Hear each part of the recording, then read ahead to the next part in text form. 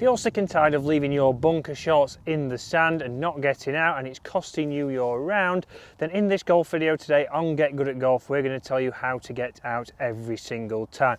Guys, welcome back to the channel. If you're new to the channel, then make sure to hit that subscribe button if you want to do exactly that and get good at golf. So we are talking bunkers today because this is a shot that we often get on the golf course, and how many times do we dread it? If it just dribbles into that bunker, we get in here, we hit a long way behind the ball, and it stays in there. Everything gets a little bit tense, everything starts to tighten up, and everything gets a little bit quick, if anything. So what we want to do from here is, first of all, make sure we're getting that set up right. So we need to make sure we know how much sand is in those bunkers. So straight away there, when I've tried to dig my feet down, there's not much sand in this bunker, so it's not very deep, so we have to maybe approach this different to if there was a lot of sand in there. Also, one thing we need to think about is your ball position. So ball position here, if it's too far back, we're going to start to come down and catch that golf ball first, catch it straight in the equator and send it straight into that lip. If it's too far forwards, then what we're going to start to see is that we're going to start to be hitting up. We might bottom out early back here, and we'll start to again catch it in the equator, or even maybe take a lot of sand if there's a lot of sand in the bunker, and that again won't get out of there. So first of all, ball position. We want to make sure that it is just in front of center, but mainly make sure my sternum is a little bit ahead of that golf ball. So if I'm back here with my sternum, that's going to encourage me to bottom out here, bottom out early, and then start to work up. We're not going to be able to judge our distance control, and we might not get the golf ball out every single time. So we want to make sure from there, if I've got my sternum, my weight is, if anything, ahead of that golf ball or in line with that golf ball. So that is where my low point is now going to be. From down the line, we want to make sure that we're not stood too close. I'm not stood upright and I'm just trying to get that ball out there. We want to be, again, away from that golf ball. We want to have a little bit more knee bend than we would with our normal full shots. Again, that's going to help us lower that low point and go straight underneath that golf ball. So we want to start to see, okay, from here, feet are in, I'm going to take a nice shallow divot, weight is left, and you can see there, up and out over there. So just long there, went a little bit further than we wanted it to, but I caught exactly on the line there. So right, so why has that gone too far? So this is where we start to think about, right, how long was that backswing? Do I need to go shorter with that backswing? Probably so. If I go a little bit shorter, we keep that loft on that club,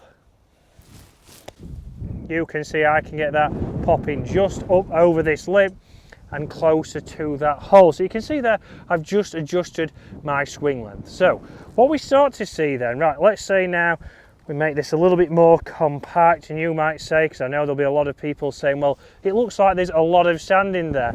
There isn't that amount of sand in my bunkers back at my golf course. Well, if there isn't, then what we're going to do, and you'll see obviously by the thumbnail on this video, is we can square that up. So a lot of people will say that you can't square up that leading edge. Well, if there isn't much sand in there, I want you to do exactly that. I want you to get your lofted club out there, so whether you've got a 60 in the bag, you might even have a 64, I want you to use that. I want you to get in the bunker and have that pretty square. Again, we're going to go narrow with the stance. I'm going to treat it a little bit more like an extended putting motion, or even a chip and run motion. So we're not trying to get too far away from the ball. I've not got the wide stance. I'm not having too much weight on my left here.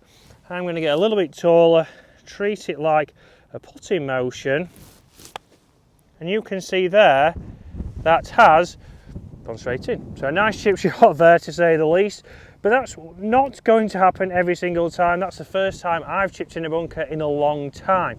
But you'll see there from that swing, there wasn't too much going on. It got up and over there, and I am using a 56-degree wedge there. So I've got my standard, what would old-fashioned be called a sand wedge. So 56 degrees, and it's still got up and over this lip. And again, from here, that lip's nearly as tall as James Robinson, so we can show that it is quite tall. We need to get up and over that, and even with that 56, I've been able to do so. So again here, if I give myself, get it nice and firm underneath, pat that down. So it's not a perfect lie, but stance is nice and close together. Extended putting motion. You can see there, just caught that one a little bit thin. I got away with it. We still had loft, and that has gone a little bit too far. And you can see there, we're not trying to chip in. Well, we are trying to chip in, but the rarity of that is, and the percentage wise, is extremely low. But we're trying to guarantee that you get out. So all of those golf balls now are out onto that green. And I've got a chance there of 2-putting. Yes, you might 3-putt.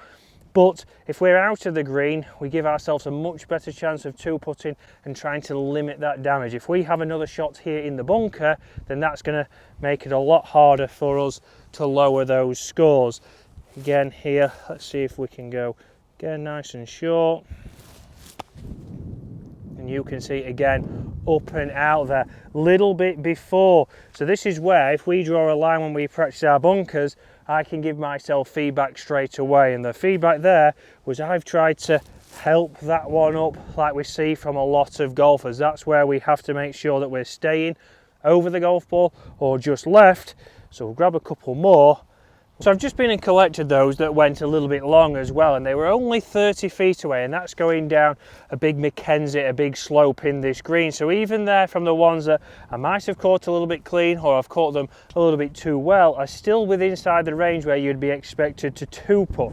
So you see from face on, I've drawn a line behind the golf ball, and you'll see from down the line, I've drawn a line in line with my target.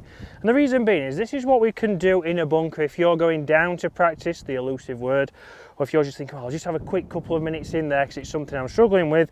Well, this is exactly what you can do. So we can set this up and start to understand where is our club entering the sand and what is our club path doing. So are we cutting across that golf ball? And that's making the strike not so great, because that's again what you was always told. Open wide up and cut across that. Again, we're adding cut spin there, we're not maybe getting some consistency. You can see if I'm going to go pretty neutral. So I'm going to be parallel to my target. Even if I was going to open that up and I was going to play the higher shot here, because there's a little bit more sand, again, I would then up and out, but we can see straight away there, my divot is square, but I entered the sand around about 3 inches before. I've still managed to get that ball out, and I've still got a 12-foot putt there, but not the best strike. But straight away there, I've got feedback that I know there I'm trying to, again, help that ball up, and this is what we all do. So this is where, for me, it's good practice to be able to come down here and start to get a little bit more consistent. So I'm going to make sure that, again, I'm a little bit ahead of that golf ball.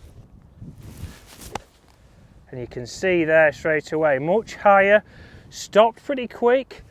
And again, that divot now is much closer to the lines that I want it to be. So get down here, guys. You can even do this if, let's say, we pat that down again, make it nice and compact.